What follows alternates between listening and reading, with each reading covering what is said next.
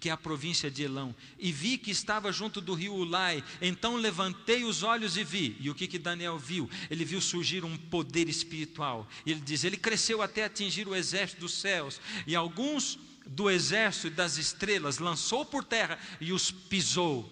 E aquele poder religioso terrível, ele provocou uma transgressão assoladora no santuário e contaminou o santuário. Aí ele houve uma conversa entre dois anjos. Lembra da conversa? Olha lá, está descrito em Daniel capítulo 8, 13. Depois ouvi um santo, um anjo, que falava. E ele disse outro santo, aquele que falava: até quando durará a visão do sacrifício diário e da transgressão assoladora, visão na qual é entregue o santuário e o exército a fim de serem pisados? Ele viu uma transgressão assoladora, ele viu o santuário sendo pisado, ele viu o santuário sendo maculado. Até quando vai durar essa visão? E aí ele responde, e me disse, até 2300 tardes e manhãs, e o santuário será purificado. Vai chegar o dia da purificação, vai chegar o dia da purificação do santuário. Como é que acontecia a purificação? Bom, 2300 tardes e manhãs, vamos lembrar, para quem não veio a semana passada, conseguir entender o que é 2300 tardes e manhãs. Alguns textos bíblicos, principalmente no Gênesis, a gente vê que um dia é como? Chamou Deus a luz dia e as trevas noite. Houve tarde e manhã, o primeiro dia. Então, um dia na Bíblia é uma tarde e uma manhã. Por isso, então, uma tarde e uma manhã igual a um dia, e 2300 tardes e manhãs é igual a 2300? 2300 dias. Eu citei até para vocês o Isaac Newton, né? Lembra que eu falei para vocês que em profecia um dia equivale a quanto? Um ano. Bom, vamos ver o que diz o texto. 40 dias te dei, cada dia por um ano. Voltarás, pois, o rosto para o seco de Jerusalém, com o teu braço descoberto, e profetizarás contra ela. Ou seja, a primeira coisa que a gente tem é que 2300 tardes e manhãs são 2300 anos. E a pergunta é a seguinte: a partir de quando começa a contar 2300 anos? A própria Bíblia diz, Daniel 9, 24: 70 semanas estão determinadas sobre o teu povo e sobre a cidade santa, para fazer cessar a transgressão, para dar fim aos pecados, para trazer justiça eterna, para selar a visão e a profecia, e para ungir o santo dos santos. 70 semanas. E eu expliquei para vocês, lembra? Deus falou, Deus é detalhista, Ele é maravilhoso. Ele diz, eu estou dando para vocês uma profecia de 2300 anos, mas como eu sou detalhista, eu vou explicar para vocês nos mínimos detalhes. Vamos separar desses 2300 anos 70 semanas, e eu vou explicar para vocês essas 70 semanas direitinho. 70 semanas estão determinadas, ou seja, separadas. No hebraico, separadas. E Deus separou 70 semanas dos 2300 anos. No final dos 2300 anos, o santuário seria purificado. O santuário seria purificado. Mas vamos entender as 70 semanas. 70 semanas dá quantos anos? 490 anos. E quando foi que começou a contagem dos 490 anos? O verso diz, a Bíblia diz, Daniel 9, 25, sabe e entende desde a saída da ordem para restaurar e para edificar Jerusalém, até o ungido ao príncipe, 70 semanas e 62 semanas. Vamos deixar esse negócio das 62 semanas um pouquinho de lado. Vamos pensar aqui na saída da ordem para restaurar Jerusalém. A partir de quando começa a contagem então? Na saída da ordem para restaurar Jerusalém. E se você procurar na sua Bíblia, lá em Esdras, no capítulo 7, do verso 11 ao 26, e você comparar com o livro de história, você vai ver que aquele mandado, o edito que foi expedido para reconstruir e restaurar Jerusalém, saiu no ano 457 antes de Cristo. Então agora nós já temos o dia em que começa a contar. Começa a contar a partir do ano 457 a.C. 70 semanas. E lá no final de 70 semanas vai ter o que então? Vamos lá, vamos ver o resto do verso. Lembra que eu tinha falado para deixar de lado 7 semanas e 62 semanas? Sabe e entende, desde a saída da ordem para restaurar e reedificar Jerusalém, até o ungido ao príncipe 7 semanas e 62 semanas. Agora Deus diz, vamos detalhar mais, vou te explicar 70 semanas. 7 semanas mais 62. Dá quantas semanas? 7 mais 62? 69. Fica faltando ainda quantas semanas? Uma para completar 70. 7 mais 62. 7 semanas mais 62. Até a ungido ao príncipe. Quem é o ungido? É o príncipe. Será que é ele mesmo? 7 semanas mais 62. Quanto que dá em anos? 7 semanas, 49 anos. 62 semanas, 434 anos. Vamos conferir no nosso gráfico de novo. Começando em 457 a.C. 7 semanas mais 62 semanas. 7 semanas, 49 anos. 62, 434 anos. Total, 483 anos. Ano 27 da nossa era. Até ao Messias, o ungido. O ungido. Até o príncipe, o ungido. Ungido, príncipe. A palavra Messias, em hebraico, significa o que mesmo? Ungido. Messias significa ungido. Ou seja, em 27 anos, ou no ano 27 da nossa era, Jesus deveria ser ungido. E Jesus foi ungido quando mesmo?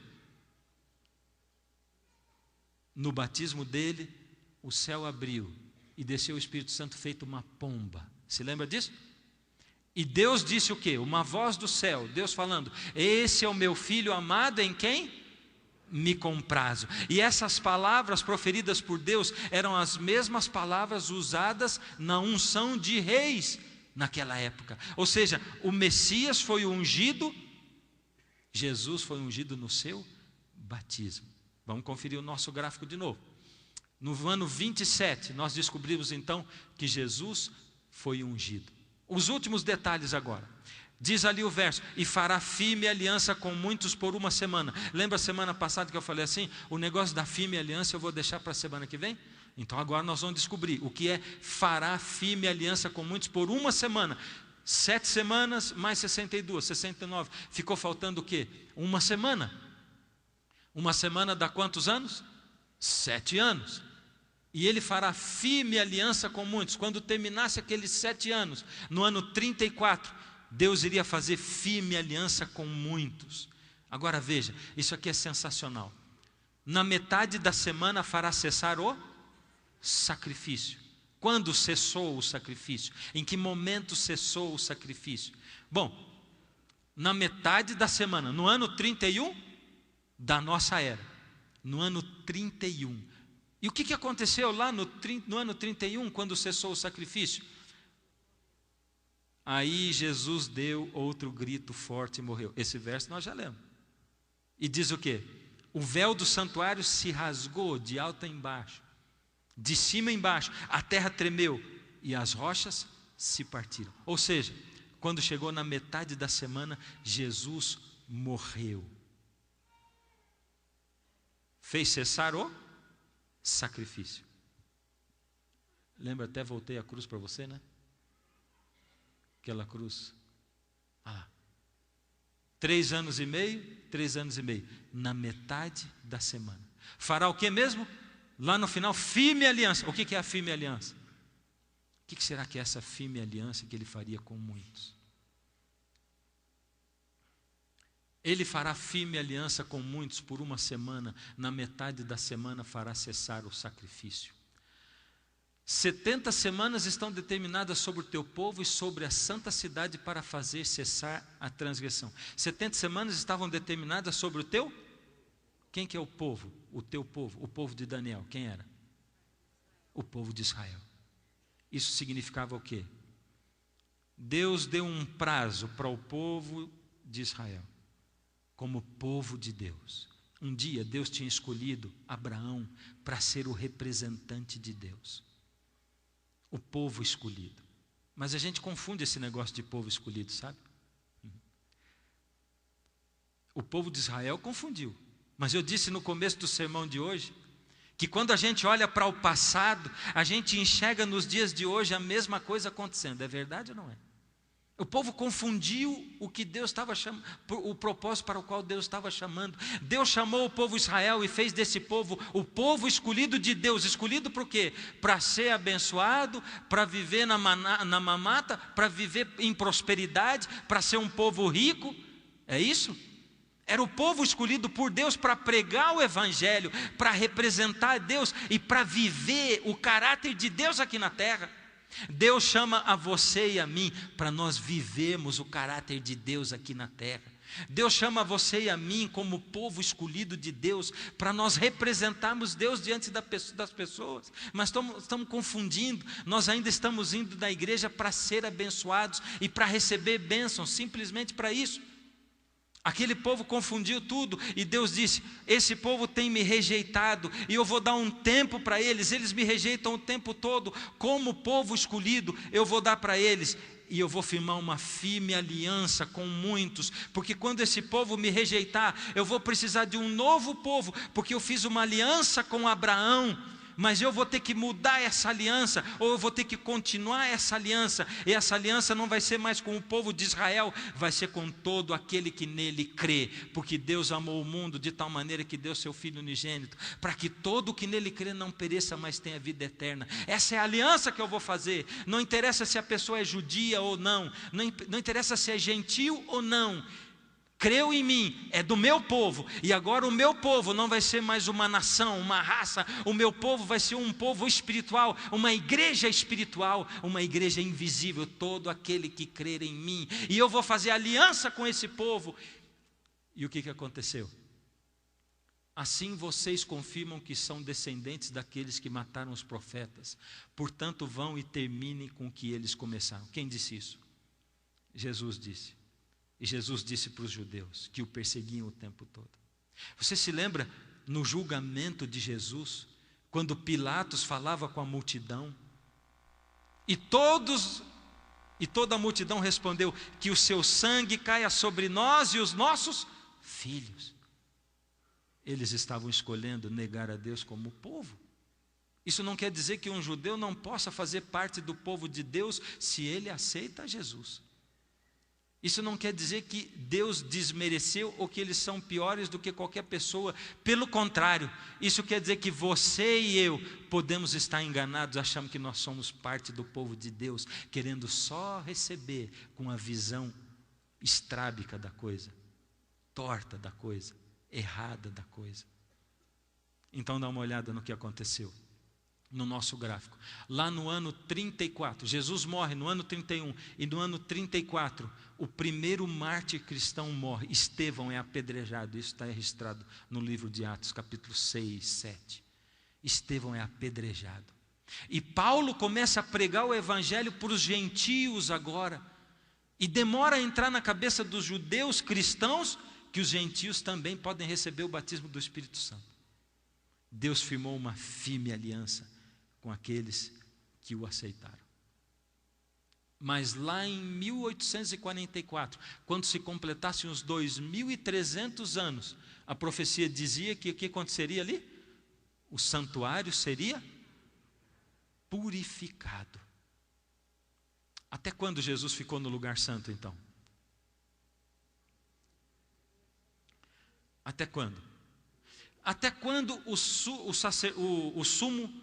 sacerdote, ou o sacerdote, ficava no lugar santo, e quando ele passava por Santíssimo? Que dia que era mesmo? No dia da purificação, no dia da expiação. Lembra do verso que nós já lemos umas 2 vezes aqui? E ele me disse: até 2.300 tardes e manhãs, e o santuário será purificado. Vamos voltar no nosso gráfico para você entender. Quando Jesus ressuscitou, ele foi para o lugar santo do santuário celeste. Ele morreu, ressuscitou, foi para o lugar santo. E quando foi que Jesus passou do lugar santo para o lugar santíssimo? Em 1844. Em 1844, Jesus passou do lugar santo, do santuário celeste, para o lugar santíssimo. Uau! Espera aí. Se ele passou